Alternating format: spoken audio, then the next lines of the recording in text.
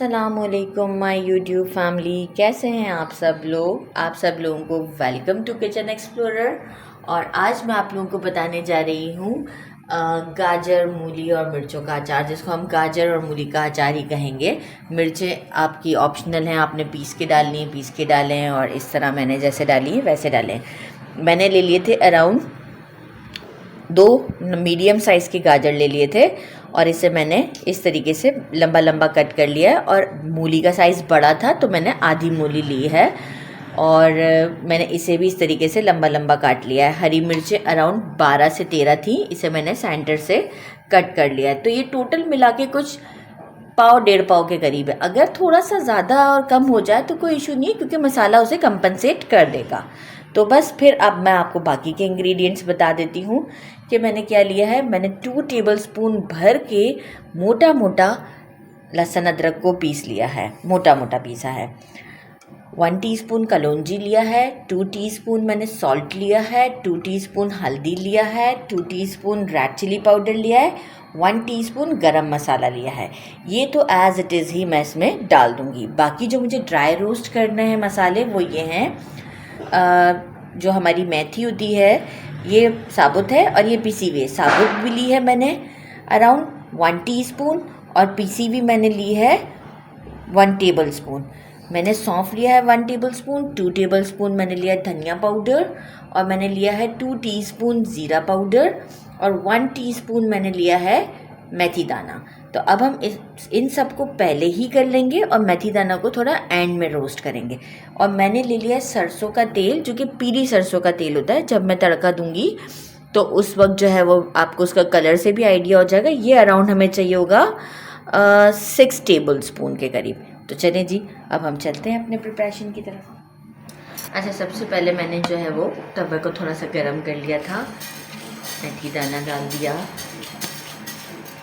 सबको एक साथ ही डाल दे, बस ये जो राई के दाने हैं वो डाल दे, मेथी दाना मैं बचा लूँगी।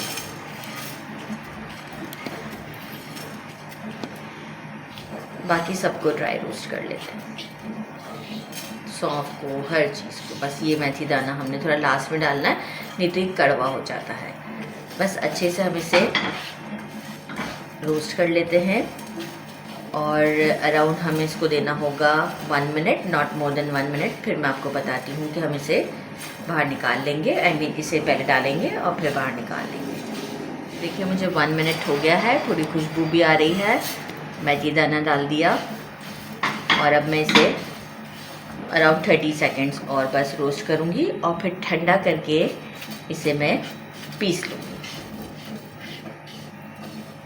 बस 30 सेकेंड्स चलाना है, ज़्यादा नहीं चलाना। तो बस अब डायरेक्ट मैं आपको पीस कर शो करती हूँ। अच्छा जी, देखिए मसाला मैंने पीस लिया, जो कि ड्राई रोस्टेड था, और अच्छा सा बारीक सा पीसा है मैंने इसे। ये सारा इसमें चला जाएगा। आप इस अचार को ऑन द स्पॉट उसी वक्त जब बन रहा है उस वक्त भी खा सकते हैं, और आप चाहें तो, क्योंकि इसमें जो है वो हम अभी ऑयल का तड़का लगाएंगे ना, तो इससे ये होता है कि आप इसे आराम से किसी अच्छे से कंटेनर में डाल के रख सकते हैं। आप इसे 1 महीना 2 महीना आराम से चला सकते हैं। मैंने क्वांटिटी कम बनाई है, आप ज़्यादा क्वांटिटी में भी इसे बना सकते हैं और आराम से अपने फ्रिज में रख सकते हैं।